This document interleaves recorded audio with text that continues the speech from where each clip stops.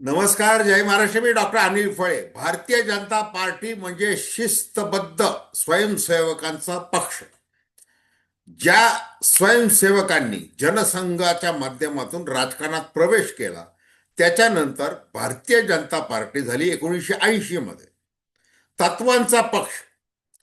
आता अकोट नगरपालिका आणि अंबरनाथ नगरपालिकेमध्ये सगळ्या तत्वाला व्यवस्थितपणे तिलांजली देण्यात आलेली आहे. आमदार प्रकाश भार साखळे, जे 3 वेळेला भारतीय जनता पार्टीचे आमदार राहिलेले आहेत, त्यांनी अकोटमध्ये पुढाकार घेऊन थेट एमआयएमशी युती केलेली. दुसरं, अंबरनाथमध्ये एकनाथ शिंदे यांच्या शिवसेनेला शह देण्याच्या नादामध्ये भारतीय जनता पार्टीने तिथे थेट काँग्रेसची युती केलेली आहे. म्हणजे आता तत्वांना तिलांजली दिली, युती धर्माला तिलांजली दिली. आता बाकी काय राहिलेलं आहे? टीका सुरू झाली आणि मग कारणे दाखवा नोटीसीचे कागदी बाण सोडण्यात आले. या पलीकडे काही झालेलं नाही. एकूणच जो आर्थिक व्यवहार करत सामदंड भेद वापरत निवडणुका जिंकायच्या आणि कसंही करून आपलं सत्ताकरण बळकट केलं पाहिजे, याच्या नादामध्ये भारतीय जनता पार्टी शिवसेना प्रमुखांच्या भाषेमधली कमळाबाई हे आता व्याभिचार करायला लागलेली आहे. याबद्दल वेगळं काही सांगायची गरज नाही आणि त्या संदर्भात आपण थेटपणे विश्लेषण करणार आहोत. दर्शकांना विनंती की चॅनल सबस्क्राईब करा, सबस्क्राईबचं बटन दाबावं आणि आपली प्रतिक्रिया बिनधास्तपणे नोंदवावी. हे बघा, शिवसेना प्रमुख बाळासाहेब ठाकरे एकदा असं म्हणाले होते की तुम्हाला युती तोडायची तर तोडा. मग कमळाबाई, तुला बाजूला व्हायचं तर हो, आणि अशा शब्दामध्ये हिनवलं होतं. आता आज काय झालेलं आहे?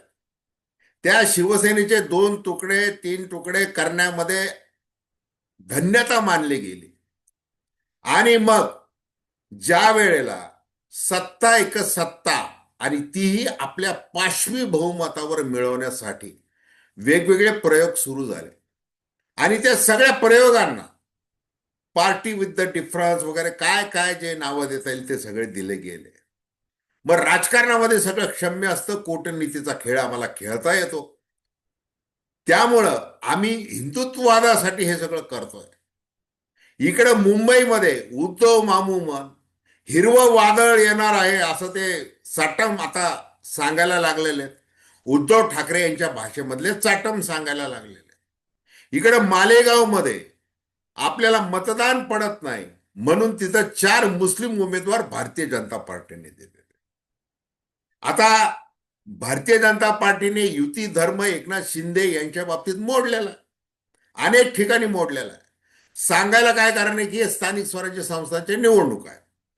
आता बघा, अंबरनाथ मध्ये जे घडलेलं आहे ते फार भयानक आहे. म्हणजे जिथे नगराध्यक्ष म्हणून तेजश्री करंजुले या भारतीय जनता पार्टीच्या निवडून आले, पण तिचं सर्वाधिक नगरसेवक निवडून आले ते शिंदे गटाचे निवडून आले 27 नगरसेवक. मग भारतीय जनता पार्टी त्या अर्थाने तिथे पराभूत झाली. जरी नगराध्यक्ष आपला निवडून आला तरी बहुमत मात्र त्या नगरपालिकेमध्ये आपल्याकडे नाही. मग आता करायचं काय? मग त्यासाठी काँग्रेसचे 12 नगरसेवक फोडले. त्यांना कोट्यवधी रुपये वाटण्यात आले. हे अतिशय जबाबदारीने सांगतोय, कोट्यवधी रुपये वाटण्यात आले. कारण प्रकाश पाटील, प्रदीप पाटील हे जे ब्लॉक अध्यक्ष काँग्रेस, त्यांनी प्रसार माध्यमांना मुलाखत दिली. त्यांनी सांगितलं की मला ब्लॉक अध्यक्षपद घेण्यासाठी म्हणजे जर पाहिजे असेल तर 1 कोटी रुपये द्यावे लागणार होते. कुणाला? हर्षवर्धन सपकाळ, काँग्रेसचे प्रदेशाचे अध्यक्ष, त्यांनी तशी मागणी केली होती. पण मी थेट राहुल गांधींकडून शिफारस पत्र आणलं आणि माझी नेमणूक झाली. तर अशा काँग्रेसमध्ये बरोबर राहण्यामध्ये आमच्या नगरसेवकांना काही इंटरेस्ट नाही. आम्हाला निलंबित केलं असेल तर त्याचं आम्ही स्वागत करतो. आता आम्ही रवींद्र चव्हाण जसं म्हणतील, मुख्यमंत्री देवेंद्र फडणवीस जसं म्हणतील, त्यांच्याबरोबर युती करायला, त्यांच्यामध्ये समाविष्ट व्हायला आम्ही तयार आहोत. असं सांगितलेलं आहे. याचा अर्थ काय? याचा अर्थ आहे, हा जो काँग्रेसचा पाटील आहे, तो ज्या पद्धतीची पैशाची भाषा करतोय आपल्या प्रदेशाध्यक्षाच्या विरुद्ध, म्हणजे त्याला किती मोठी ताकद रसद पोहोचलेली आहे याचा विचार करा. याची चर्चा आहे. आणि मग आता ते 12 नगरसेवक आहेत, त्यांना पुष्पगुच्छ देखील दिला नाही, काही स्वागत केलं नाही सपकाळांनी, आणि आता ते आमच्यावर निलंबनाची कारवाई करत आहेत. हे कसं बसतंय? असं वगैरे वगैरे त्यांनी आपलं समर्थन करण्याचा प्रयत्न केला. मुळात यांना हवा कोणी दिली? म्हणजे भारतीय जनता पार्टीचे जे काही सध्या प्रदेशाध्यक्ष आहेत रवींद्र चव्हाण, यांना गेम करायचा आहे. कुणाचा गेम करायचा आहे? उपमुख्यमंत्री एकनाथ शिंदे यांचा गेम करायचा आहे. खासदार डॉक्टर श्रीकांत शिंदे यांचा गेम करायचा आहे. मग त्याच्यासाठी जे लोटस ऑपरेशन त्यांनी या स्थानिक स्वराज्य संस्थांच्या निवडणुका जाहीर होतात जे सुरू केलं होतं, ते कशासाठी सुरू केलं होतं? कशासाठी शिवसेनेच्या मंत्र्यांनी मंत्रिमंडळ बैठकीवर बहिष्कार टाकला होता? कशासाठी एकनाथ शिंदे दिल्लीला गेले, महाशक्तीचं कडे जाऊन आपलं गाऱ्हाणं मांडलं?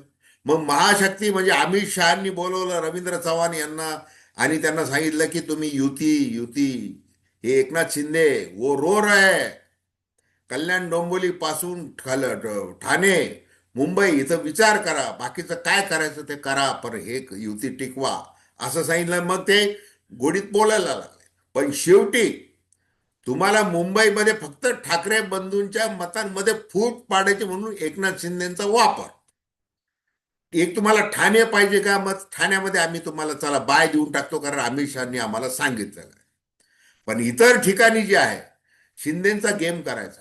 मग अंबरनाथ इथे जी श्रीकांत शिंदे यांच्या लोकसभेच्या मतदारसंघामधली ती नगर परिषद, गेली 25-30 वर्ष तिथे शिवसेनेची सत्ता होती, आणि मग ती सत्ता भ्रष्ट आहे असं कारण सांगत या करंजुले, म्हणजे अभिजित करंजुले जे भाजपचे गटनेते आहेत, त्यांनी ते कार्यक्रम केला. आणि आपल्याला शिवसेनेसोबत जायचं नाही, आपल्याला जायचंय काँग्रेससोबत, काँग्रेसला आपल्याकडे घ्यायचं आहे, त्या पद्धतीने त्यांनी घेतलं. मग आता करंजुले यांचं हे धाडस हे त्यांनी का करू शकले? ते कारण की रवींद्र चव्हाणांचा आशीर्वाद, फडणवीसांचं पाठबळ, आता जाहीर वक्तव्य काही केले जातील. मग श्रीकांत शिंदे आणि त्यांचे जे आमदार आहेत तिथले, त्यांनी विश्वासघात वगैरे, अभद्र युती वगैरे असे शब्द वापरलेले. आणि ही जी काँग्रेस बरोबर भारतीय जनता पार्टीची जी काही तिथं युती झालेली आहे विकास आघाडीच्या नावाखाली, त्याच्याबद्दल तुम्ही भारतीय जनता पार्टीलाच विचारा असं खासदार शिंदे म्हणालेले. म्हणजे हे सगळं असं चाललेलं आहे.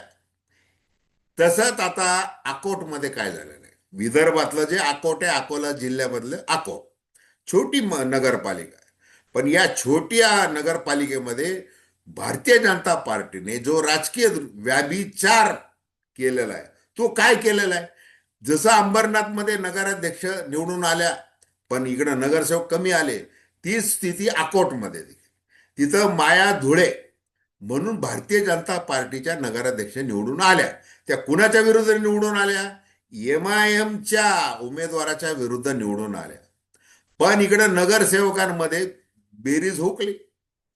मग आता असं आहे की तिथं जर आपल्याला बहुमत पाहिजे, आणि आपले फक्त 11 नगरसेवक तिथं निवडून आलेले आहेत, ते 35 नगरसेवकांची ती नगरपालिका आहे, तर आपल्याला बहुमत सिद्ध करण्यासाठी अजून काही मदत लागणार आहे.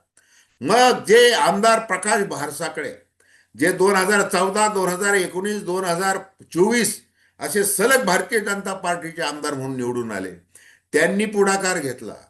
त्यांनी पुढाकार घेत असताना काय केलं की नगराध्यक्ष पदामध्ये जो विरोधी MIM होता, ज्याला हिरवा साप वगैरे, OBC वगैरे ते जे काय बोललं जातं, त्याचे जे 5 नगरसेवक आलेले आहेत निवडून, त्यांना आपल्या सोबत घेतलं.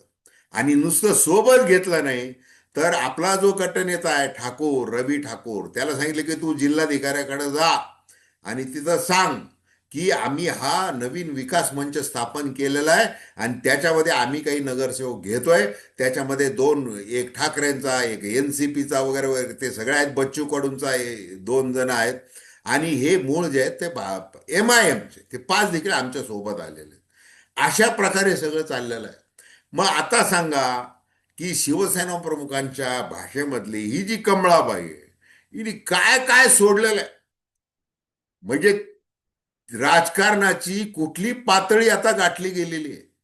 आणि मग हे जे धाडस आहे, आता मुख्यमंत्री देवेंद्र फडणवीस असतील किंवा रवींद्र चव्हाण असतील, यांनी बारसाकडे यांना काय कारणे दाखवा नोटीस दिलेली असतील, हे सगळे कागदीबान आहेत. मग एकीकडे तुम्हीच सांगितलेलं आहे की स्थानिक कार्यकर्त्यांची ही निवडणूक आहे, त्यांना सगळं स्वातंत्र्य दिलेलं आहे. आता त्या स्थानिक कार्यकर्त्यांनी जे काही केलेलं आहे, त्या पापाचे धनी कोण आहे? तुम्ही खरं धनी कोण आहे? ते तुम्हीच आहात.